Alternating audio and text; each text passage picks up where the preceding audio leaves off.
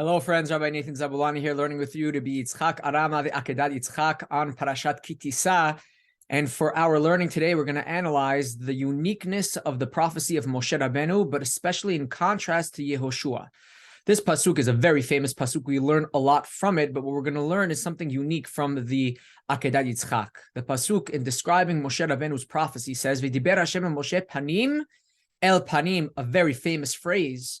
Ka'asher yidaber ish el re'ehu, that God spoke to Moshe as if face to face, like one person speaks to another friend of his.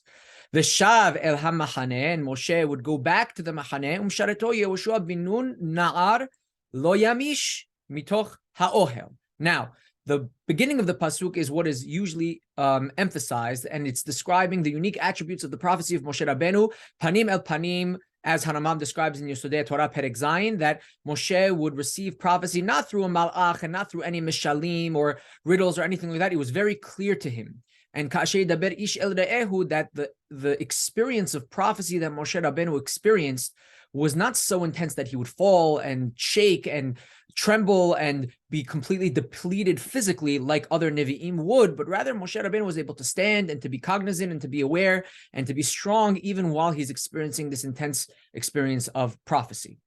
And that's what we learned for the most part in that part of the pasuk. And then you have Yehoshua being introduced at the end of the pasuk. And mostly, usually, the way we look at that introduction of Yehoshua is, yeah, we have Moshe, but now we're bringing in Yehoshua subtly to bring him in to say, well, Moshe is the leader. Yehoshua eventually one day is going to be the leader. And look how diligent he is. Lo yamish mitoch ha'ohel. He's constantly with Moshe Rabbeinu. He's attached to Moshe. He learns from Moshe. He's dedicated to Moshe. And that's usually how this pasuk is understood. That you have Moshe describing the greatness of Moshe, and then you throw in Yehoshua at the end of the pasuk, just so that we're aware of Yehoshua because he's going to be a very important person coming in later into the Torah. But Rabbi Yitzchak Arama says, no, not really. Look at this pasuk not as introducing Yehoshua, but rather using Yehoshua to contrast to Moshe so that you really understand the greatness of Moshe. So look again, this pasuk, V'shav el hamachaneh, which is describing Moshe Rabbeinu, that Moshe went back to the machaneh, he went back to the people, should be contrasted with Yehoshua as lo yamish mitoch ha'ohel, that Yehoshua would not leave the ohel, the place in which they would study, the place that they would receive nevuah. And he explains, that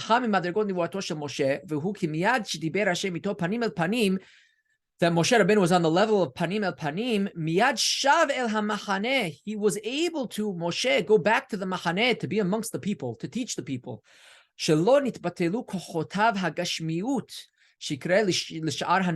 That for the rest of the Nevi'im, once they would receive Nevu'ah, they weren't able to immediately go back to the people. They would be exhausted. It would drain all of their physical energy, this level of Nevu'ah that they would experience. But not so Moshe. Moshe was able to receive Nevu'ah, speak to Hashem in that regard. Ka'asher yidaber ish el re'ehu, just like when you're speaking to a person, right? Some people drain more energy from others during conversation, but when you speak to one person, then you go and you could speak to another person, but not so when speaking with God. When you speak with God, right, that drains all of your energy. With Moshe Rabbeinu, he was able to speak with God and immediately go back out to the machaneh and do his thing. Yehoshua was not able to do that, right? This pasuk is introducing Yehoshua and is telling you that he has nevuah. He's in the ohel in which nevuah is experienced. Yehoshua did not have the physical capacity to be able to go out into the machaneh as Moshe Rabbeinu was able to do so. And this is a direct contrast going back to the pasuk, V'shav el hamachaneh. What's that doing here? Why is it telling you Moshe went back to the machaneh? According to Rabbi Yitzchak Arama, it's to tell you how able Moshe was able to transfer from nevuah back into the people immediately. And Yehoshua, who was a regular Navi, and this is the case with all Nevi'im, once he, right, Yehoshua would receive nevuah, lo yamish mitoch ha'ohel, he needed to recuperate from that intense experience. And if that was the case with Yehoshua, right, kol sheken with other Nevi'im, and then Rabbi Yitzchak Arama goes on to say, and the Zekenim would see this and they would say, wow, if this is how Yehoshua would have to recuperate from, oilanu, right, for us, Certainly this is an intense experience, which is very daunting.